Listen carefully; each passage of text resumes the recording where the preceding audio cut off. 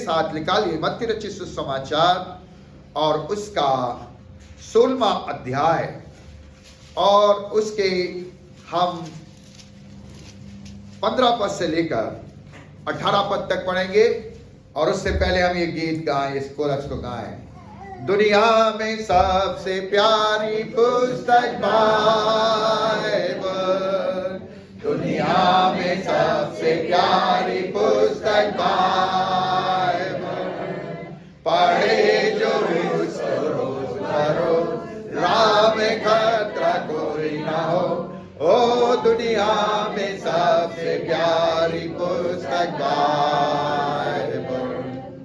मेरे प्रियो, परमेश्वर का ये वचन विश्व के अंदर अति उत्तम है और सारी उन पुस्तकों से जिन्हें हम आज अपने जीवन के अंदर देखते हैं या बताते हैं, ये वो पुस्तक है जो मुझसे और आपसे व्यक्तिगत रूप से बातचीत करती है।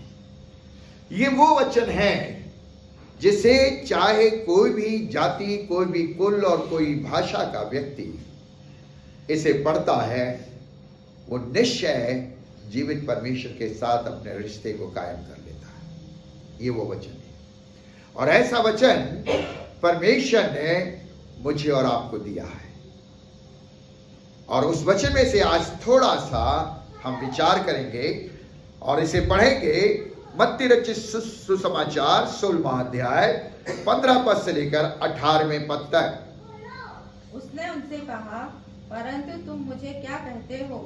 शमौन पतरस ने उत्तर दिया, तू जीवते परमेश्वर का पुत्र मसीह है। यीशु ने उनको उत्तर दिया, हे शमौन योना के पुत्र, तू धन्य है, क्योंकि मांस और लहू ने नहीं परंतु मेरे पिता ने जो स्वर्ग में है यह बात तुझ पर प्रकट की है। और मैं भी तुझसे कहता हूँ कि तू पतरस है और मैं इस पत्थर पर अपनी कलीसिया बनाऊंगा और अधोलोक के फाटक उस पर प्रबल न होंगे। प्रभु का धन्यवाद हो इस पवित्र वचन के लिए।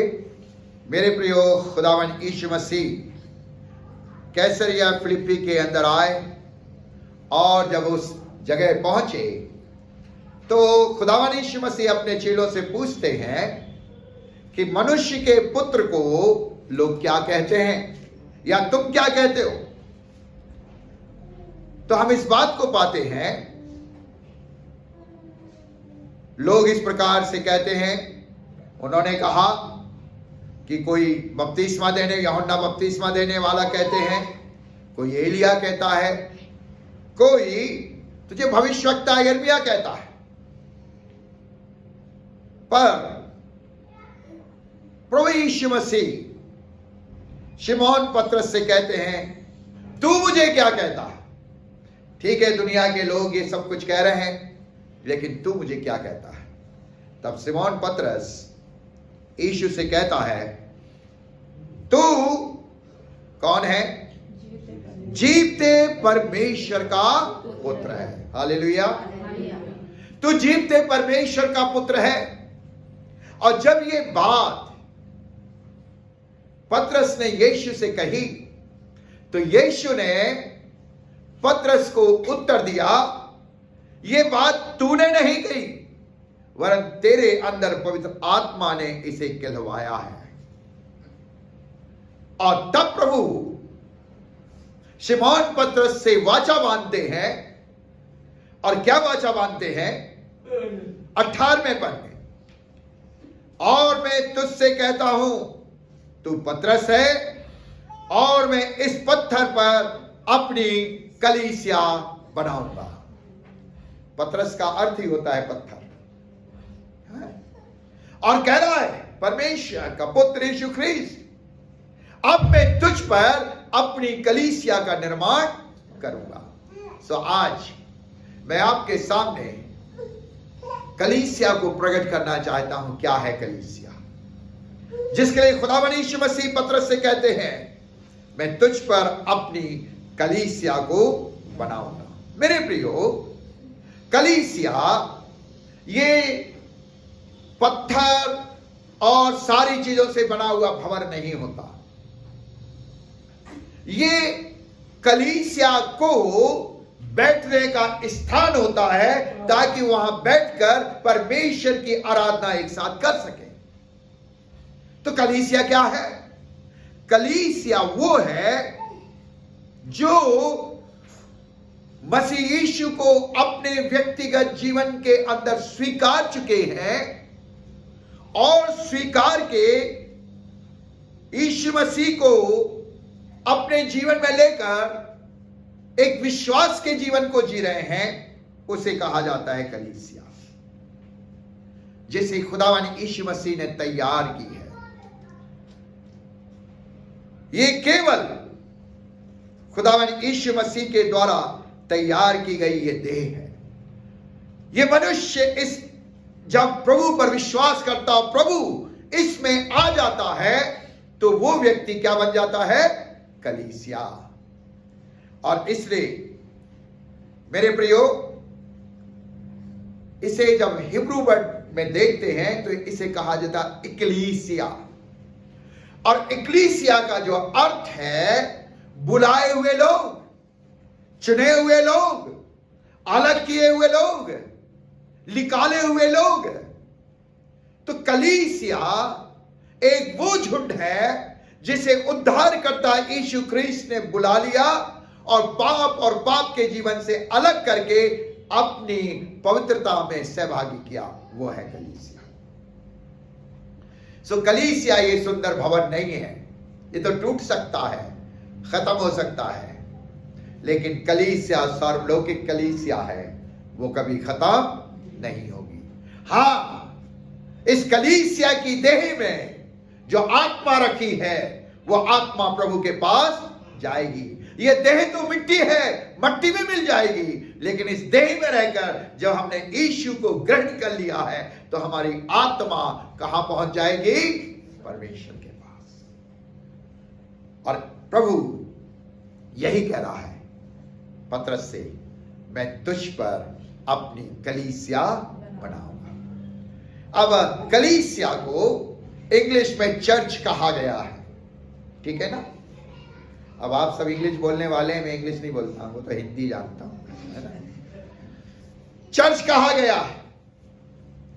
इस चर्च से आज मैं और आप कलीसिया के रूप को देखें। चर्च का पहला अक्षर है सी। सी स्टैंड कॉल आउट पर्सन, बुलाए हुए लोग। किसके द्वारा बुलाए गए? यीशु मसीह के द्वारा। यीशु मसीह ने क्या आवाज दी मत्ती 11:28 के अंदर? हे परिश्रम करने वालों और बहुत से दबे लगो, मेरे पास आओ। जब तुम मेरे पास आओगे, जब तुम मेरे पास आओगे, तुम कलीसिया बनोगे, क्योंकि मैं तुम में रहूंगा और तुम मुझ में। सो बुलाए हुए लोग। मेरे प्रियो, उत्पत्ति के जब 12वें अध्याय को पढ़ते हैं तो परमेश्वर का वचन कहता है 12:1 के अंदर, वहां लिखा है परमेश्वर ने अब्राहम को बुलाया अपना बनाने के लिए, बुलाया। मूसा, जब निर्गमन के 3:10 को पढ़ते हैं तो वहां पर मूसा के लिए लिखा है कि परमेश्वर ने उसे बुलाया। हम यिर्मयाह के बारे में पढ़ते हैं, यिर्मयाह की पुस्तक उसका 1 अध्याय और 4-5 पद में, तो कहता है गर्भ में रचने से पहले ही परमेश्वर ने उसे चुन लिया। यह है कलीसिया, है ना? कितनी उत्तम चीज है। और ये कलीसिया परमेश्वर चाहता है कि वो अपनी बुलाहट को समझकर इस पृथ्वी पर एक आत्मिक जीवन को जीने वाले बने। प्रभु यीशु मसीह के जब हम वचनों को पढ़ते हैं तो देखिए क्या लिखा है। प्रेरितों के 2 अध्याय और उसके 37वें पद को पढ़ें। प्रेरितों का 2 अध्याय उसका 37वां पद। तब सुनने वालों के हृदय चिढ़ गए और वे पतरस और शेष प्रेरितों से पूछने लगे, हे भाइयों, हम क्या करें? अब देखिए क्या लिखा है। जब पतरस सुसमाचार देता है, अगर पतरस को थोड़ा सा पीछे हम ले जाएं तो आप जानते हैं ये वही पतरस है जो बड़ा जल्दबाज था, है। और जब यीशु मसीह को लोग अरेस्ट करने के लिए आए, पकड़ने के लिए आए, तो लिखा हुआ है पतरस ने तलवार निकाली और कान को काट दिया था एक सैनिक का। इतना जलवा। और जब खुदावन यीशु मसीह महायाजक के सामने गए तो लिखा हुआ यही पतरस खुदावन यीशु मसीह का इनकार कर देता है, जबकि खुदावन को मालूम था ये वो व्यक्ति है कल मेरा इनकार करेगा, फिर भी कहता है मैं तुझ पर अपनी कलीसिया बनाऊंगा। ये वो परमेश्वर और इनकार कर देता है। ऐसे ही हुआ, जिसने सैनिक ने देखा अरे ये भी तो उनमें से था, और वही व्यक्ति जो कान जुड़ाओ जिसका कान काटा था, उसी ने कहा ये भी उनमें से। कहता नहीं नहीं मैं नहीं था उनमें से। एक लड़की ने भी बोल दिया ये भी तो उनमें से है। एक कहता इसकी भाषा में बतला रहे, कहता नहीं मैं वो नहीं हूं। इनकार किया। लेकिन खुदावन वायदे का पक्का है। खुदावन ने पतरस को तोड़ा, पतरस टूटा, पश्चाताप किया, और जब पश्चाताप करके खड़ा हुआ, पवित्र आत्मा की सामर्थ को उसने पाया, तब लिखा है पतरस ने प्रचार किया। और जैसे ही प्रचार किया, लिखा है उस दिन 3000 से ऊपर लोगों ने प्रभु यीशु को ग्रहण किया। वहां से कलीसिया का क्या हुआ? निर्माण। ईंट और पत्थर का भवन नहीं बना, पर कौन बनाए गए? मनुष्य के अंदर परमेश्वर की आत्मा क्या हो गई है? प्रवेश कर गई है। और जब जिस व्यक्ति में यीशु मसीह आ जाता है, यीशु मसीह उसके अंदर चलता फिरता है, वो व्यक्ति कलीसिया है। और कलीसिया कहीं भी बैठकर उसकी आराधना कर सकती है। और इसलिए प्रभु का वचन कहता है कलीसिया एक झुंड है? क्योंकि कलीसिया अलग की गई है, बुलाई गई है, पाप और पाप के जीवन से दूर की गई है, और वो परमेश्वर के लिए तैयार की गई है। पढ़िए, एक दो पद को पढ़िए, प्रेरितों का 13वां अध्याय और उसका दूसरा पद। जब वे उपवास सहित प्रभु की उपासना कर रहे थे, तो पवित्र आत्मा ने कहा, मेरे लिए बरनबास और शाऊल को उस काम के लिए अलग करो। क्या कह रहा परमेश्वर का वचन? परमेश्वर की आत्मा ने कहा पौलुस और बरनबास को क्या करो? मेरे काम के लिए अलग करो। दैट इज द कलीसिया। बुलाया परमेश्वर ने, अलग किया परमेश्वर ने। आप पाप और पाप के जीवन से अलग हुए हैं, आप कलीसिया हैं। आप गंदगियों से अलग हुए, आप कलीसिया हैं। आपने उन अंधकार के कामों को त्याग दिया और यीशु आपके अंदर आ गया है, आप कलीसिया हैं। और जब आप कलीसिया बन चुके हैं, तो आप बाहर जाकर इस बात को प्रकट करें, मेरे अंदर कौन है? प्रभु यीशु। कलीसिया का काम है कि वो अपने आप में प्रकट करने वाला बने, क्योंकि कलीसिया को प्रभु ने बुलाया और बुलाकर क्या किया है? अलग किया है। किस काम के लिए? अपनी महिमा के लिए। सो चर्च का पहला अक्षर कहता है कॉल आउट पीपल, अर्थात बुलाए हुए, अलग किए हुए लोग। सेकंड चीज जो कलीसिया से संबंधित मुझे और आपको सीखने को मिलती है, और वो है चर्च का सेकंड अक्षर है एच स्टैंड ऑनेस्ट पर्सन।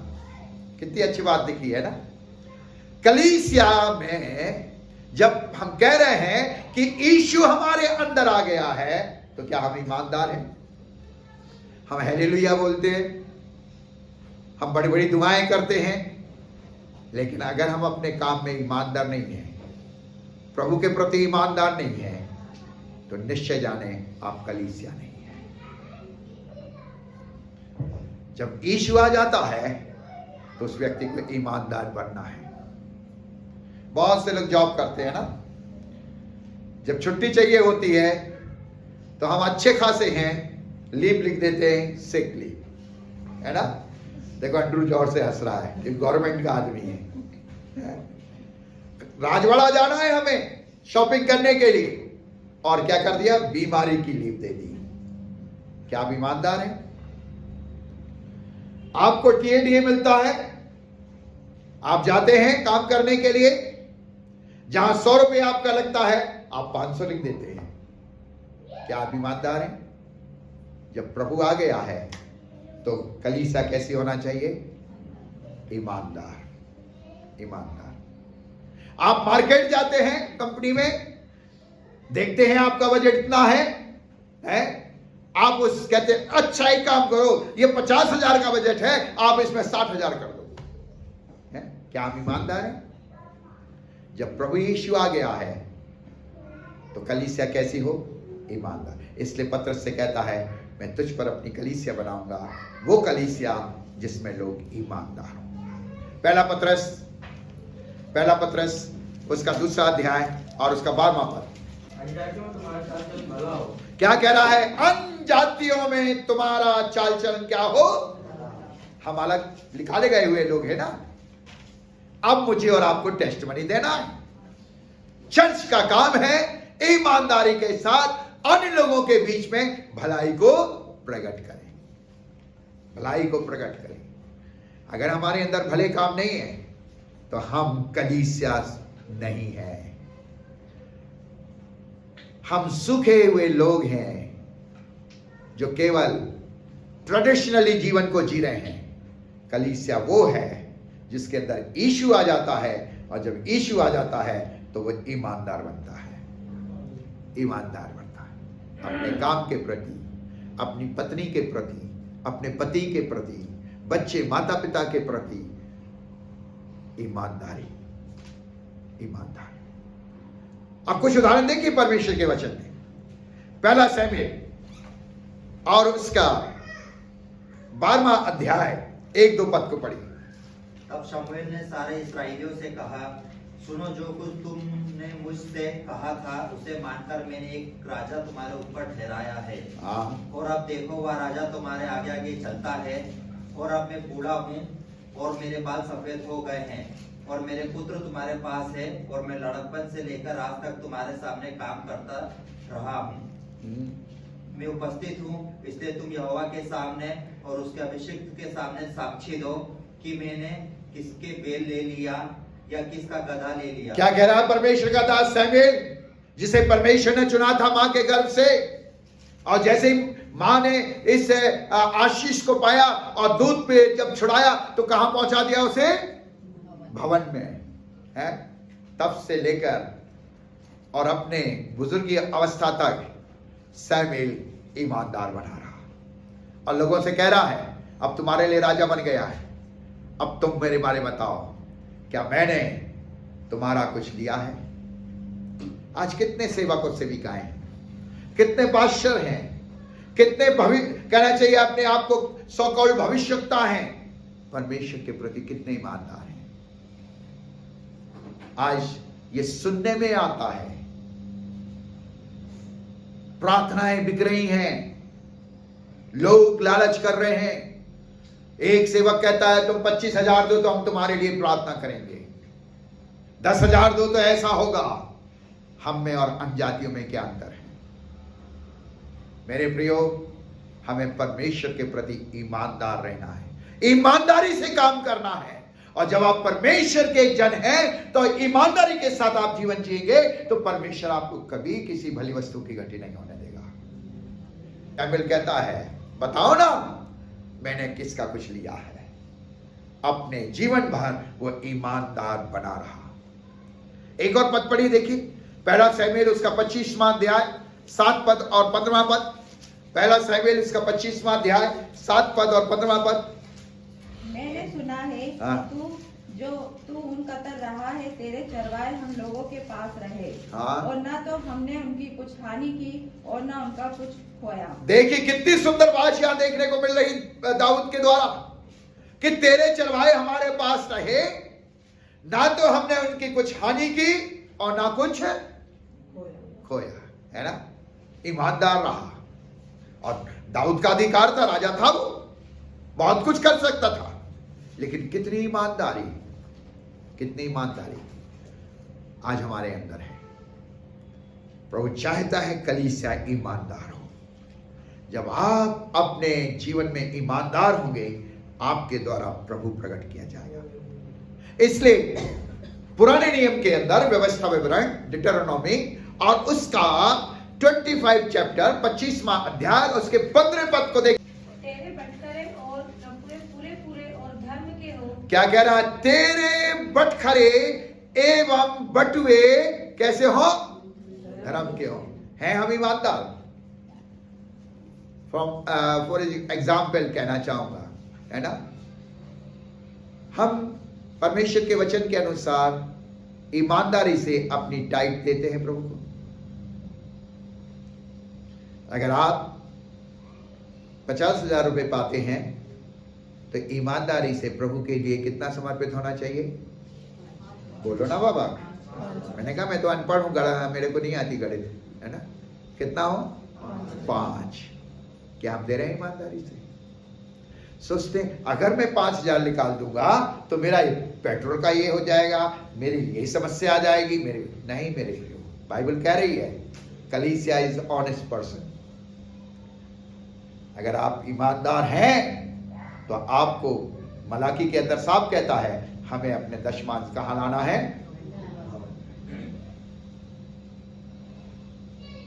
प्रभु जानता है और देखा है, जब मैं और मेरी पत्नी काम करते थे, हमारे पास कोई जो कुछ आप लोग देते उसी से हमारा सब कुछ चलता, लेकिन उसमें से भी हम ईमानदारी से निकालते। ये मेरा नहीं है, किसका है? प्रभु का।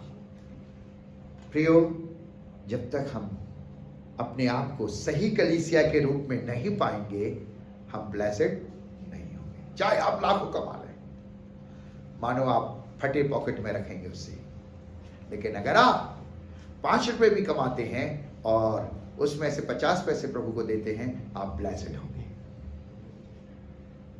मैं बताना चाहूंगा, शर्माता नहीं हूं मैं बहुत गरीब परिवार से आया हूं। मेरे पिताजी केवल कमाने वाले थे, पुलिस में जरूर थे, लेकिन बड़े ईमानदार थे।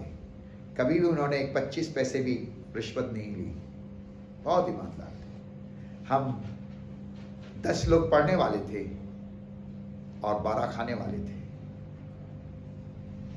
और बड़ी कठिन परिस्थितियों से हम लोग निकले हैं। जब हम सेवा के अंदर आ रहे थे तो मेरे पिताजी ने एक ही शब्द बोला, बेटा तुम सेवा के लिए जा रहे हो, कभी पैसे के प्रति बेईमान मत होना। पैसे की ओर देखकर अपने जीवन को मत जीना। जो प्रभु का है वो प्रभु के लिए होना चाहिए, और जो कलीसिया का कार्य का है वो कलीसिया में होना चाहिए। मैंने इस चीज को देखा, और जब मैं बाइबल कॉलेज आया तो मुझे 250 रुपए पॉकेट मनी मिलती थी। कितनी? 250। और 200 रुपए हमारे मैस के कट जाते थे, हाथ में हमें केवल 50 रुपए मिलते थे। 1980 की बात है ये। अब 50 रुपए हमारे हाथ में आए, पहली पॉकेट मनी। 250 का नाम जरूर है क्योंकि वो तो 200 रुपए मैस में चले गए, वो हमें नहीं मिलने वाले। और जो 50 रुपए आए तो हमने क्या किया, तेल साबुन ले लिया, और चाय तो मैं शुरू से पीता हूं। अब चाय पीने के लिए भी मुझे पैसे चाहिए। उस जमाने में 1 रुपए की चाय मिल जाती थी, 50 पैसे की मिल जाती थी। आप विश्वास नहीं करेंगे, 5 दिन के बाद वो 50 रुपए हाथ में नहीं रहते थे, खाली की खाली। परेशान, बहुत ही ज्यादा कठिनाई। माँ बाप से कह नहीं सकते। दोस्त यार हैं जो मेरे साथ रूम पार्टनर थे, कब तक उनसे कहेंगे यार आज तू चाय पिला। ऐसी कठिन। एक दिन मैं परमेश्वर के साथ समय व्यतीत कर रहा था और मेरे सामने परमेश्वर का वचन खुला, मलाकी की पुस्तक, और परमेश्वर ने मुझे एक मानो तरह से हिट किया और कहा तू चोर है। और ये बात मेरे अंदर लग गई। मैंने क्या चोरी की? मैंने क्या किया? मैंने आज तक ऐसा कौन से कर? परमेश्वर कह रहा तू चोर है। और जब आगे को पढ़ा तो लिखा है तुमने अपने दशमांश भंडार में नहीं लाए। प्रियो, वो दिन है 1980 का। उस दिन से मैंने अपने पॉकेट मनी से 5 रुपए वहीं कटाना शुरू कर दिया। ये मेरे नहीं है। और 45 रुपीज में मैं 6 फुट की औरत लेके आया था। 45 रुपीज में मैंने अपनी शादी तक कर ली थी। 45 रुपीज में मैंने 4 साल बाइबल कॉलेज पढ़ा। कभी अभाव नहीं होने दिया प्रभु ने। हर जरूरतें परमेश्वर पूरी करने लगा। हर जरूरतें परमेश्वर देख अपने आप करने लगा। कहां से क्या रहा है मैं नहीं समझ पाता था। आप बिलीव नहीं करेंगे, मैंने जब से ऐसा काम किया, प्रभु को देना सीखा, मैंने अपने खुद के कपड़े नहीं खरीदे कभी अपने पैसे से। आज जो कुछ भी हूं ये प्रभु के लोगों के द्वारा ब्लेसिंग है। सिलाई का जिम्मेदार जरूर मैं हूं, लेकिन हर चीज परमेश्वर ने मुझे दी है। आप देखें तो देखें, कलीसिया इज ऑनेस्ट पर्सन। अगर आप प्रभु के प्रति ईमानदार नहीं है तो आप करोड़ों कमाएंगे, फिर भी आप कहेंगे हमारे पास नहीं है। तीसरी चीज, चर्च का तीसरा अक्षर है you. You stand union with Christ. खुदावंद यीशु मसीह के साथ एकता। प्रभु यीशु मसीह और विश्वासी क्या होना चाहिए? एक होना चाहिए। हमारी कितनी एकता है प्रभु के साथ? क्या भोर को उठ के प्रभु के साथ समय व्यतीत कर रहे हैं? प्रभु को एक पिता के रूप में, प्रभु को एक पति के रूप में, प्रभु को एक फ्रेंड के रूप में अपनी संगति दे रहे हैं? अगर हमारी एकता प्रभु के साथ नहीं है तो फिर आपकी एकता दूसरों के साथ नहीं हो सकती। और जब आपकी एकता प्रभु के साथ है तो आप दूसरों में भी एक होकर अपने जीवन को जिएंगे और आशीषित होंगे। देखिए परमेश्वर का वचन क्या कहता है। यूहन्ना रचित सुसमाचार उसका 15वां अध्याय 5 पद, वहां इस प्रकार लिखा, जो मुझ में बना रहता है ना, यह है यूनिटी। किसके साथ? प्रभु यीशु मसीह के साथ। आज मैं कहना चाहता हूं, अगर आपने प्रभु के साथ एकता को कायम नहीं किया तो आप अपने जीवन में परमेश्वर की महिमा को देख नहीं सकते। क्योंकि जब हम प्रभु को ग्रहण कर लेते हैं, प्रभु हमारे जीवन के अंदर आ जाता है, तो हम प्रभु और विश्वासी क्या हो जाता? एक हो जाता है, एक अंग हो जाते हैं। और अंग को अगर अलग कर दिया जाए तो वो शरीर अच्छा होता है? कभी नहीं ना।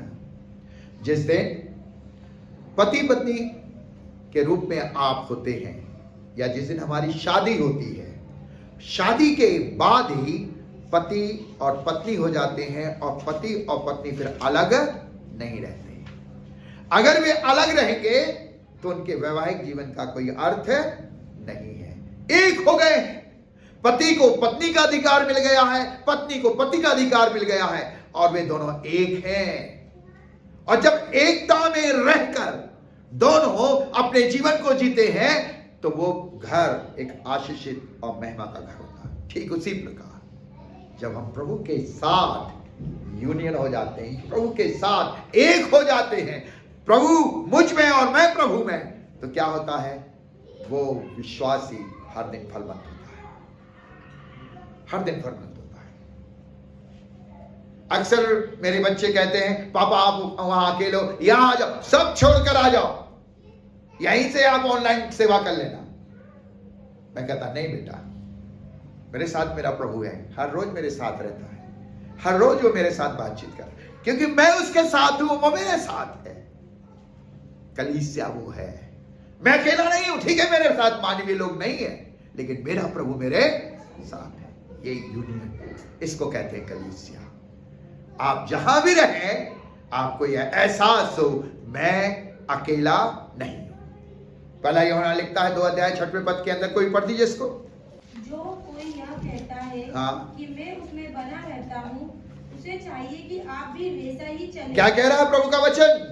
जो कहता है कि मैं मसीह में बना रहता हूं, तो जब आप मसीह में बने हैं तो आप एक कलीसिया हैं, और कलीसिया को आदर्श बनना है। तब क्या कहता? जैसा आप उसमें हैं उसके अनुसार आप चले भी।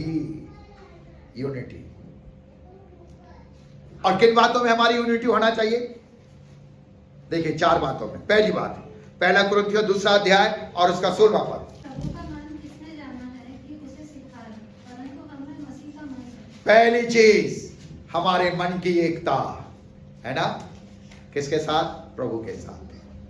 कई बार हम एक नहीं रहते, जब प्रभु के साथ आप एक मन नहीं है तो पति पत्नी एक मन नहीं होंगे, बच्चे एक मन नहीं होंगे, और कलीसिया में जो विश्वासी बैठे वो एक मन नहीं होंगे। क्यों बिखराव आता है कलीसिया में? क्योंकि हम मसीह के साथ एक मन नहीं है, और जब एक मन नहीं है तो हम दूसरे को भी अपनाना नहीं पाते।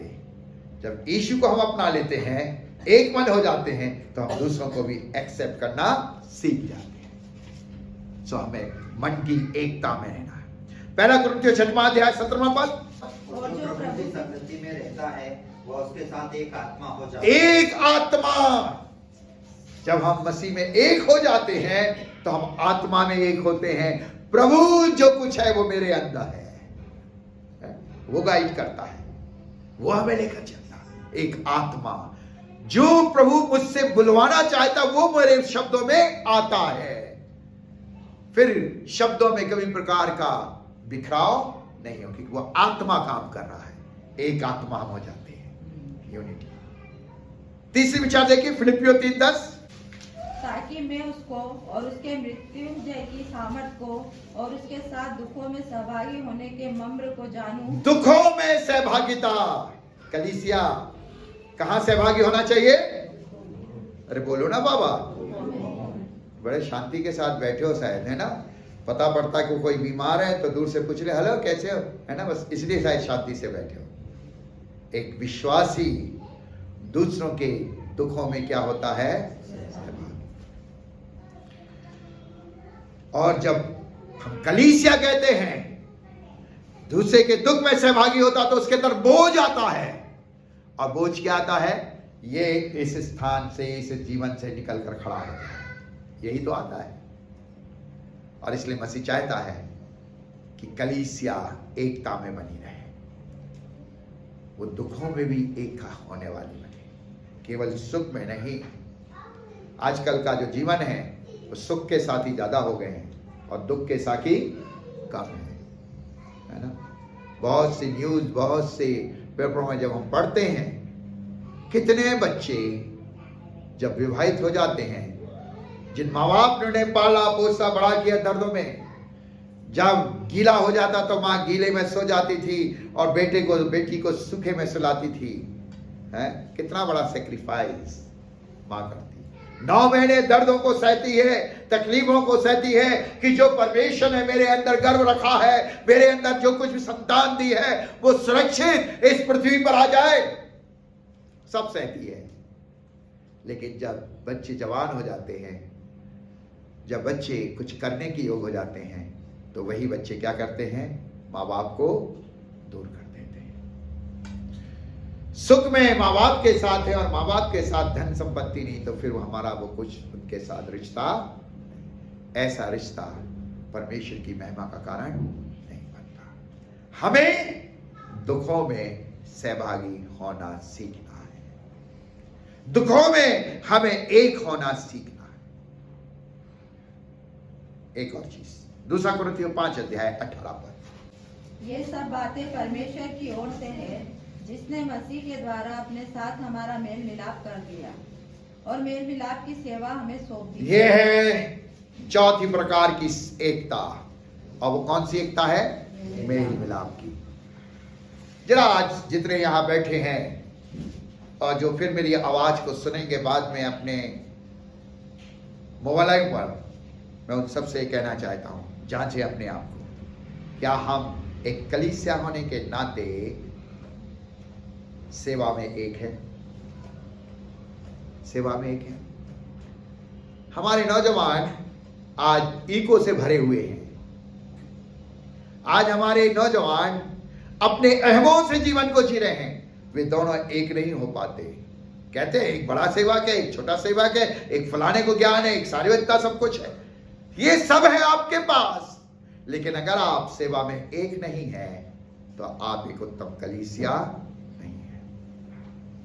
यूनिटी सेवा में। और जब हम सेवा में एक होकर परमेश्वर के लिए कार्य करते हैं, वो कलीसिया ब्लेस्ड होती है, वो कलीसिया परमेश्वर की महिमा का कारण बनती है। आज परमेश्वर चाहता है यहां उपस्थित हर एक जन अपने आप को जांचे, पहचाने, क्या मैं एक आत्मा में, एक मन में, दुखों के बीच और सेवा के बीच एक होकर जीवन को जी रहा हूं। चौथी बात, परमेश्वर का वचन कहता है, क्या कह रहा है परमेश्वर का वचन? चर्च का चौथा अक्षर क्या है? R. R stand responsible person, जिम्मेदार व्यक्ति। कलीसिया जो है लापरवाह लोगों की नहीं होती है। कलीसिया उसे कहा जाता है जो जिम्मेदार है, जो अपने जवाबदाह को क्या कर रहा है? पूरा कर रहा है। जो उसे रिस्पॉन्सिबिलिटी सौंपी गई है, चाहे पारिवारिक जीवन की, चाहे आत्मिक जीवन की, चाहे संसारिक जीवन के अंदर जो जिम्मेदारी सौंपी गई है, उस जिम्मेदारी को बड़े ईमानदारी के साथ निभाना उसे कहते हैं कलीसिया। उसे कहते हैं परमेश्वर के लोग जो ईमानदारी के साथ क्या करते हैं? अपने कार्यों को करते हैं।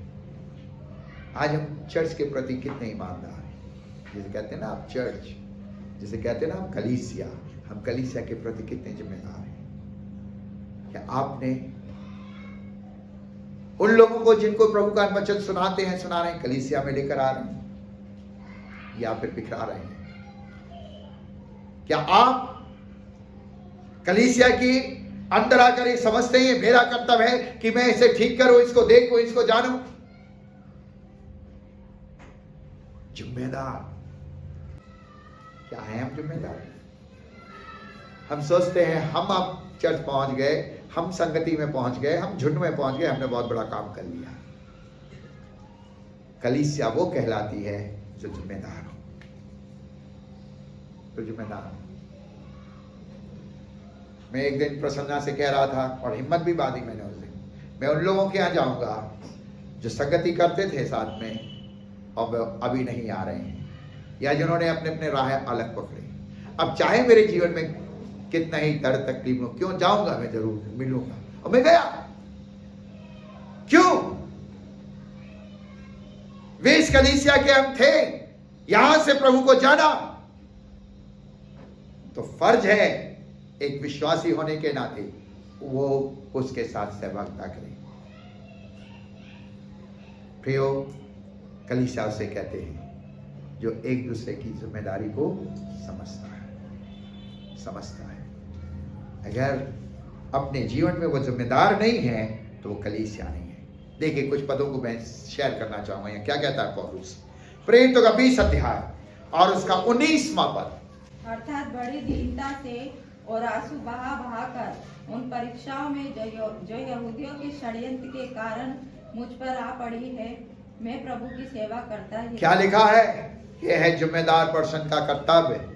जब पौलुस को यीशु मसीह ने अपना दर्शन दे दिया और उसे अपनी सेवा में बुला लिया, और तब से वो प्रभु की सेवा में कायम रहा। और क्या कहता है? मैंने दुख उठाकर, है ना? आज हम कितना दुख उठाते। अगर कॉटेज मीटिंग चौतराम के पास रख दी जाए तो कहते हम कैसे जाएंगे, है? जबकि ईश्वर ने साधन दिए हैं। ठीक है, आपका अपना व्हीकल नहीं है, यहां से नगर सेवा भी जाती है, ऑटो भी जाते हैं, कई साधन हैं, लेकिन हमने अपने जीवन के अंदर दुख उठाना नहीं सीखा। बहाने इतने कलीसिया होने के बाद जो परमेश्वर की आशीष का कारण नहीं है। प्रियो, प्रभु के लिए जब तक आप दुख नहीं उठाएंगे तब तक आप उत्तम कलीसिया नहीं है। मसीही जीवन अंत में आनंद को पाता है। इस पृथ्वी पर जब तक आप हैं, सच्चाई के लिए आपको दुख होगा। पौलुस तो बहुत बड़ा सेवक था और क्या उसके पास अधिकार थे, लेकिन जब प्रभु के पास आ गया तो कहता है मैंने अपनी रिस्पॉन्सिबिलिटी को समझा, और उसकी रिस्पॉन्सिबिलिटी ये थी कि वो जाति और अनजातियों में सुसमाचार को सुनाता रहा। चाहे कितना ही दुख क्यों ना हुआ हो, कितने ही परेशानी क्यों ना हो, उसने अपने कार्यों को करना बंद नहीं किया। एक और उदाहरण देखिए, यूहन्ना रचित सुसमाचार 4 अध्याय 34वां पद। यीशु ने उससे कहा, हाँ, मेरा भोजन यह है कि अपने भेजने वाले को इच्छा के अनुसार करूं, आप उसका काम करें। ये खुदावन यीशु मसीह कह रहा है मेरे पिता ने ये रिस्पॉन्सिबिलिटी दी है। और क्या रिस्पॉन्सिबिलिटी दी है? कि मैं खोई हुओं को बचाऊं, पाप में गिरे हुओं को छुड़ाऊं, अंधकार में पड़े हुओं का छुटकारा करूं। ये मेरी रिस्पॉन्सिबिलिटी है। देखिए, यीशु मसीह अपनी रिस्पॉन्सिबिलिटी को समझ रहा था और कहता है मेरा भोजन ये है कि मैं अपने भेजने वाले की इच्छा को। आज के सेवक क्या कहते हैं? आज के विश्वासी क्या कहते हैं?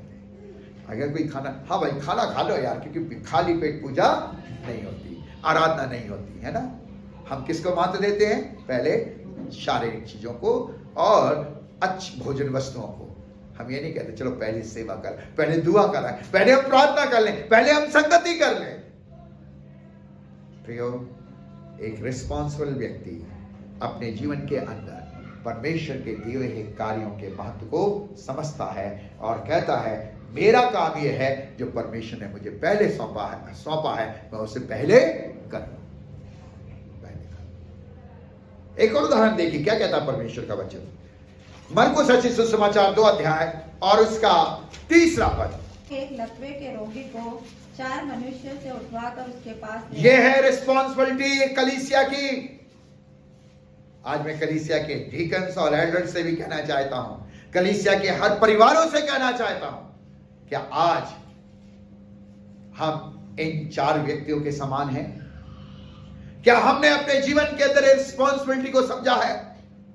जो लोग चले गए, जिनके अंदर जीवन का कोई काम नहीं है, उन्हें परमेश्वर के भवन तक लाएं, उन्हें हम संगति में लाएं, उनके साथ हम परमेश्वर के वचन को शेयर करने वाले बने। क्या जरूरत थी इन 4 व्यक्ति को? अरे पढ़ा था, पढ़े रहने देते, लेकिन उन्होंने समझा इसे भी जीवन की आवश्यकता है। ये 4 व्यक्ति जो है कलीसिया के पिलर कहलाते हैं, कलीसिया के लीडर कहलाते हैं, जो अपनी जिम्मेदारी को समझकर उस व्यक्ति को कहां लाए हैं? यीशु के पास। प्रभु ने आपको बहुत कुछ दिया है, अच्छा ज्ञान दिया है, अच्छा कहना चाहिए साधन दिया है, और जो कुछ परमेश्वर ने आपको दिया है उसे आप निर्बल और कमजोरों को देकर भवन में लाने वाले बने। ये प्रभु चाहता है, इसे कहते हैं कलीसिया। और एक रिस्पॉन्सिबल व्यक्ति को 2 महत्वपूर्ण काम करना बहुत जरूरी है कलीसिया के। पहला काम तीतुस की पत्री उसका 1 अध्याय और उसका 13वां पद। यह गवाही सच है, इसलिए उन्हें कड़ाई से चेतावनी दिया कर। क्या कह रहा है परमेश्वर? तिमोथेस से कह रहा है परमेश्वर कि तू अब कलीसिया है और तेरे द्वारा जो कलीसिया का निर्माण हो रहा है उस कलीसिया को तू चिताया कर। है? कैसे? कड़ाई से। आज इस विश्व के अंदर झूठे सिद्धांत, झूठे आराधक, झूठे लोग खड़े हो गए हैं, और एक विश्वासी जो प्रभु यीशु मसीह की कलीसिया है, जिसने प्रभु को अपने जीवन के अंदर जान लिया है, उसका कर्तव्य है कि हर एक विश्वासी को झूठे सिद्धांतों से बचाने वाला बने।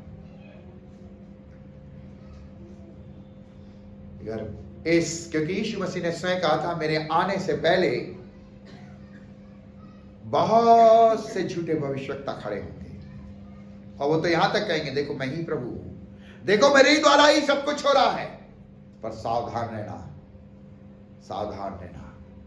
आज प्रभु कह रहा है एक कलीसिया, एक विश्वासी का कर्तव्य है झूठे सिद्धांतों से लोगों को क्या करें? बचाएं, उन्हें चिताएं। और कैसा कैसा लिखा शब्द वहां पर? कड़ाई से। है? जरूर है बुरा लगेगा, लगने दो, लेकिन आपको सत्यता उन्हें बताना है, बताना है। और दूसरा काम क्या है कलीसिया का? रिस्पॉन्स क्या है? गलतियों का 6वां अध्याय 2 पद। गलतियों का 6वां अध्याय 2 पद। तुम एक दूसरे का भार उठाओ। तुम एक दूसरे का क्या करो? यह है कलीसिया। मेरे प्रियो, अगर आप ये कहते हैं यीशु मेरे अंदर है, तो आप कलीसिया हैं। और कलीसिया होने के कारण आपको एक दूसरे को समझना है। उनके जीवन के लिए हमें अपने आप को रखना है। अगर वे दुखी हैं तो हम उनके साथ दुखी होकर उन्हें प्रभु के पास लाने वाले। अगर उनकी आवश्यकताएं हैं, हम उन भारों को समझने वाले बने। अक्षर क्या है चर्च का? सी। सी स्टैंड कंसर्न पर्सन, चिंता करने वाले। आज विश्वासी हो गए हम, बड़ी लंबी लंबी दुआएं करते हैं, हम बहुत कुछ करते हैं, पर कभी आपने एक दूसरे की चिंता की है? क्या आपने एक दूसरे के साथ मधुर संबंध को कायम किया है? कलीसिया चिंता करती है एक दूसरे की। इस झुंड में आने वाला चाहे वो कोई क्यों ना हो, एक दफे आया, 2 दफे आया, मैं उन सबको प्रभु के चरणों में रखता हूं। मैं नहीं कहता वो मेरे बीच से चला गया, पर मैं उसे प्रभु के चरणों में निरंतर रखता हूं। क्यों? क्योंकि उन्होंने मेरे साथ चाहे एक दिन सहभागिता की हो या 10 दिन सहभागिता की हो, वह हिस्से हैं, वो हिस्से। मैं कभी नहीं भूलता उनको। प्रभु के सामने बराबर अपने आंसू उनके सामने बहाता। परमेश्वर जहां भी है, पर तेरे सत्य को जानकर वे जीवन को जीने वाले बने, वे सत्य को पकड़ने वाले बने, सत्य के साथ अपने रिश्तों को कायम करने वाले बने। सत्य उनके जीवन से अलग ना हो। ये कंसर्न होना चाहिए हमारा। हम आसपास हैं तो हमें एक दूसरे के साथ सहभागिता करना चाहिए, ये कंसर्न होना चाहिए। मेरे प्रियो, परमेश्वर चाहता है कि हम कंसर्न रखें, हम पूरी तरह से चिंता करने वाले बने। और देखिए कुछ उदाहरण से समझे हम परमेश्वर के वचन में। लूका रचित सुसमाचार 15वां अध्याय, लूका रचित सुसमाचार 15वां अध्याय और उसके 3 से 7 पद को पढ़ेंगे। तब उसने उनसे यह दृष्टांत कहा, तुम में से कौन है जिसकी 100 भेड़ें हों और उनसे एक खो जाए तो 99 को जंगल में छोड़कर उस खोई हुई को जब तक मिल न जाए खोजता न रहे। देखिए ये है कंसर्न।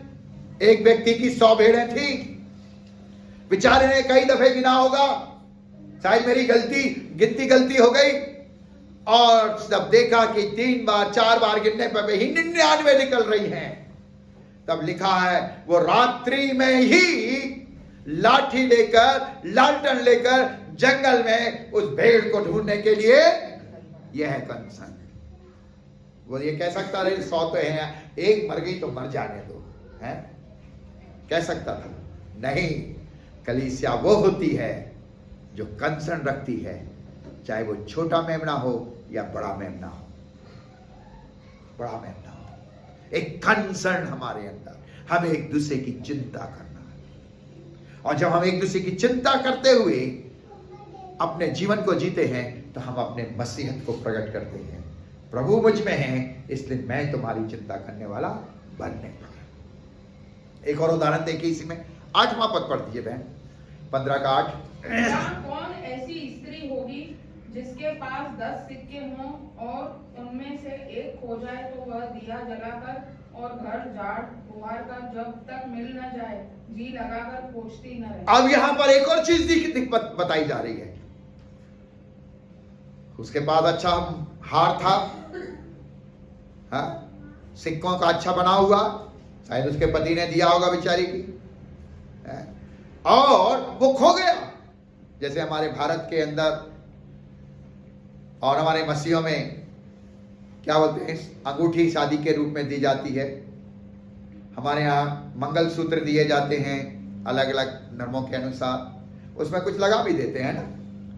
अगर मान लो वो चीज खो जाती है तो हम कितनी चिंता करते हैं, क्यों? क्योंकि मेरे प्रिय के द्वारा दी गई है। वो भी बेचारी इसीलिए बहुत चिंतित थी, मेरे हार में से एक सिक्का निकल गया है और ये मेरे पति के द्वारा दिया गया है।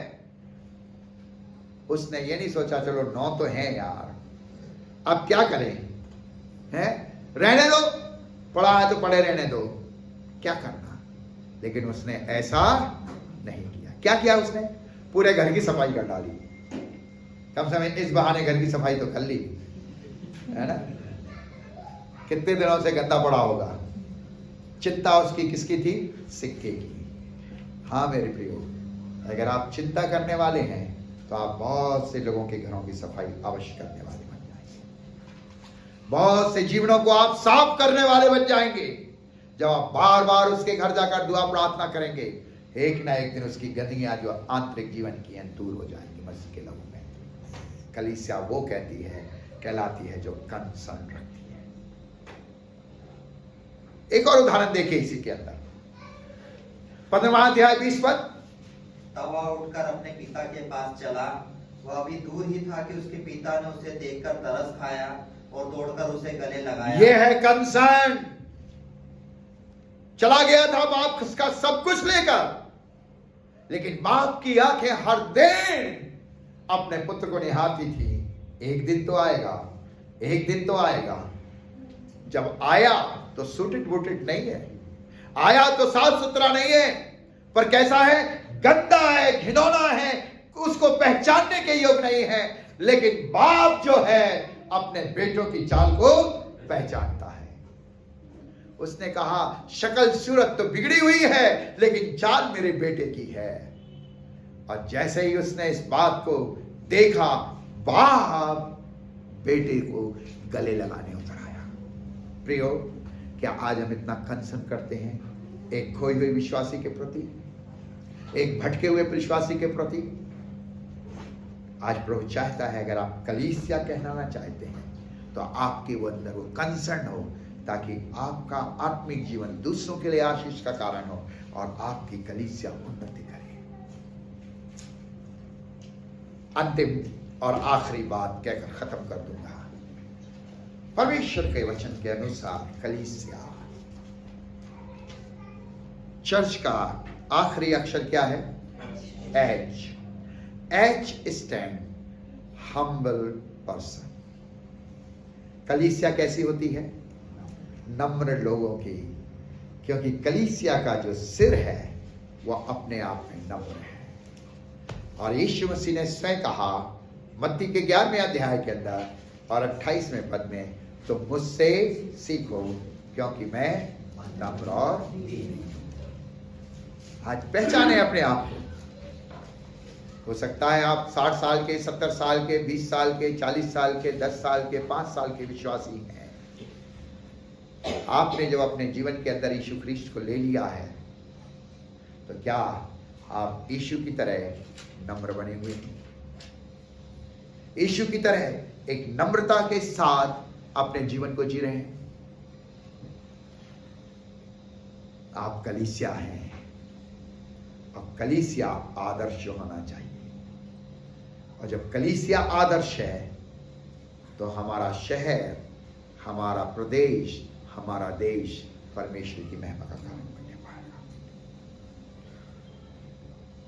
प्रियो, आज के जमाने में आपका प्रचार कोई सुनना पसंद नहीं करता, लेकिन आज के जमाने में लोग आपको देखना पसंद करते हैं कि जो आपके अंदर है, जिसे आप पालन करते हैं, जिस पर विश्वास करते हैं, उसका जीवन आपके अंदर है कि नहीं। यीशु ने मुझे और आपको सिखाया जैसे मैं नम्र हूं वैसे तुम भी नम्र बनो। और देखिए लूका का 18वां अध्याय और उसका 14वां पद। लूका का 18वां अध्याय और उसका 14वां पद।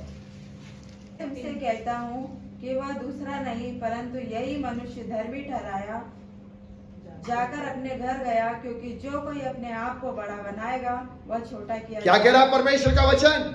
जो कोई अपने आप को बड़ा करेगा वो बड़ा किया जाएगा, छोटा किया जाएगा।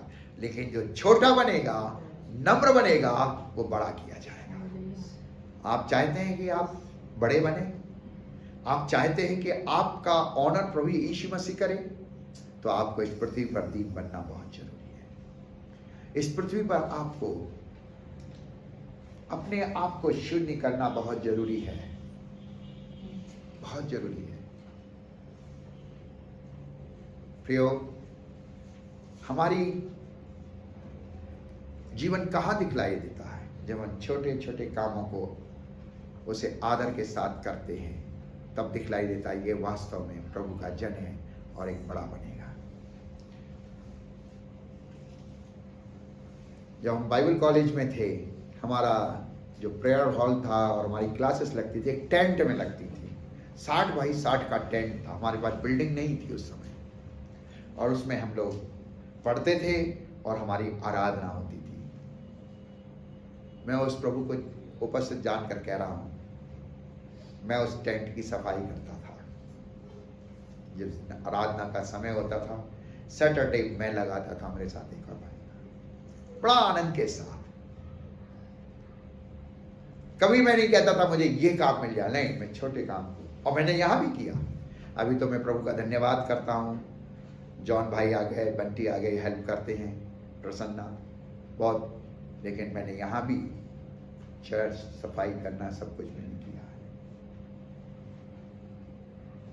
मैं जब प्रभु को के काम को करना चाह रहा था अनजातियों के बीच में, मैंने कहा मैं जाकर डायरेक्ट प्रचार नहीं कर, मैंने गुब्बारे बेचे हैं, बल्लून बेचे हैं, ताकि जहां बल्लून देखकर बच्चे आएंगे तो उनके माता पिता जरूर आएंगे मेरे पास, तब मैं उन्हें क्या देने पाऊंगा? ट्रैक्स देने पाऊंगा। जब आप छोटा बनेंगे तो परमेश्वर आपको बड़ा बनाएगा। कलीसिया वो है जो अपने आप को नम्र और दीन करती है। प्रभु आने के बाद अहम नाम की चीज नहीं होना चाहिए। आज बहुत से परिवार टूट क्यों रहे हैं? यीशु को जान तो लिया है, लेकिन अंदर तक नहीं पहुंचाया, और जब अंदर आ गया है तो हम उसके अनुसार दीन नहीं बने। हमारे अंदर पर्सनालिटियां क्लैश करती हैं। हमारे अंदर कई बार हमारा इतना ईगो है जो हम अपने आप को खाली नहीं करते, तोड़ते नहीं है, और परिवार टूट जाते हैं। प्रियो, आज प्रभु चाहता है, मैं नौजवानों से कहना चाहता हूं, मैं उन भाई और बहनों से कहना चाहता हूं जो अपने ईगो को लेकर जी रहे हैं, वो कलीसिया नहीं है। कलीसिया बनने के लिए नम्र होना है, दीन होना है, और जब आप छोटा बनेंगे तब परमेश्वर आपको बड़ा बनाए। इसलिए मत्ती के जब 18वें अध्याय को पढ़ते हैं तो 14वें पद में बालक के समान छोटा करेगा, है ना। अब एलिन के गोद में उसका बेटा बैठा है, सबसे छोटा है अभी यहाँ पे। आप उसको कितने ही भी मार दोगे, उसकी माँ और उसके पापा, लेकिन दौड़ कर फिर वो अपने माँ बाप के पास ही जाएगा। जाएगा कि नहीं जाएगा? बोलो ना बाबा, जाएगा ना। वो ये नहीं सोचेगा मेरी मम्मी ने मारा, वो ये सोचेगा मेरे पापा ने मारा, वो सब भूल कर कहा जाएगा? बाप के पास, माँ के पास। जो आए, कितने ही आपके चाटा मार लो, फिर भी चिपकेगी बाप से, है, और बाप की सारी कंप्लेंट भी कर देगी। ये होता है। परमेश्वर चाहता ऐसा जीवन मेरा और आपका। इतना हम नम्र बने, इतना हम अपने आप को शून्य करें, हम सब कुछ अपने जीवन के अंदर क्या करते हैं? खाली करें। जब तक आप बालक नहीं बनेंगे तब तक आप परमेश्वर की उपस्थिति का एहसास नहीं करेंगे। बालक बनने का मतलब है शून्य कर देना, नम्र कर देना, दीन कर देना, सब कुछ भुलाकर एक गले लग जाना और एक दूसरे को माफ कर देना। यह है कलीसिया, यह है कलीसिया। और आज परमेश्वर यही चाहता है, यही चाहता है। एक पद पढ़ के हम उसे समाप्त करते हैं। पहला पद पढ़े, मत्ती 8 का 8 पद है। सूबेदार ने उत्तर दिया, हे प्रभु, मैं इस योग्य नहीं कि तू मेरी छत तले आए, परंतु केवल मुख से कह दे, तू मेरा सेवक चंगा हो जाए। क्या कह रहा है? कौन कह रहा है? एक सूबेदार जिसके अधिकार में 100 लोग होते हैं। वो यीशु के पास आया और यीशु के पास आकर कहता है, मैं इस योग नहीं। कितना दिन बन गया, कितना दिन बन गया कि तू मेरे घर के नीचे आए। तू तो यहीं से कह दे तो मेरा सेवक क्या हो जाएगा? काश कि आज मेरे और आपके जीवन के अंदर ये दीनता है। प्रभु से कहें, प्रभु मैं इस योग्य नहीं हूं कि तेरी मेज में सहभागी हो सकूं। प्रभु मैं इस योग नहीं हूं कि तेरे नाम को ले सकूं, प्रभु मैं इस योग नहीं हूं कि मैं तेरी महिमा का पात्र बनने पाऊं, लेकिन आज जो कुछ भी हूं मैं तेरे द्वारा हूं प्रभु जी, तेरे द्वारा हूं। मैं अपने धर्म के कामों के द्वारा नहीं हूं, मैं तेरे द्वारा। और जब इतना दीन बनकर अपने जीवन को जिएंगे तो आप परमेश्वर को प्रकट करेंगे और परमेश्वर आपके द्वारा महिमा पाएगा। और जब यीशु ख्रीस्त का द्वितीय आगमन होगा तो वो कलीसिया को अपने साथ ले जाएगा, कलीसिया को अपने साथ ले जाएगा। प्रभु करे मैं और आप अपने जीवन के अंदर दीनता के साथ जीवन को जिए। पौलुस कहता है पहले तीमुथियुस के अंदर उसके 1 अध्याय उसके 15वें पद के अंदर कहता सबसे बड़ा पापी मैं, जबकि वो सबसे बड़ा ज्ञानी था और सबसे बड़ा धर्मी था, सारी व्यवस्था का पालन करने वाला था। लेकिन जब यीशु को जान गया तो कहता है ये तो सब कुछ बेकार है, मैं सबसे बड़ा पापी। ये दीनता मेरे अंदर होना चाहिए, आप सबके अंदर होना चाहिए। और इस दीनता के साथ हम अपने जीवन को जिएंगे, हम मसीह को प्रकट करेंगे कलीसिया के मार्फत। कलीसिया मैं और आप, और इसमें मुझे और आपको दीन बनना है, मुझे और आपको चिंता करने वाला बनना है, मुझे और आपको जवाबदार व्यक्ति बनना है, मुझे और आपको मसीह के साथ एक रहना है, मुझे और आपको ईमानदारी के साथ जीवन को जीना है, और मुझे और आपको अपनी बुलाहट को समझना है कि परमेश्वर ने मुझे क्यों बुलाया है। आइए हम प्रार्थना करेंगे। परमेश्वर पिता, हम आपको हृदय से धन्यवाद देते हैं आपके महान प्रेम के लिए और इन वचनों के लिए जो आपकी ओर से हमें सीखने और समझने को मिले। हमें वास्तविक कलीसिया के रूप में प्रभु स्थापित करते हुए आपके आगमन का पिता इंतजार करने की सामर्थ्य शक्ति दे, ताकि हम आप में तेरी महिमा का कारण बने। हर एक विश्वासी पर जो यहाँ उपस्थित हैं और जो सुन रहे हैं उन सब पर तेरी आशीष हो, यीशु ख्रीस्त के नाम में आमीन।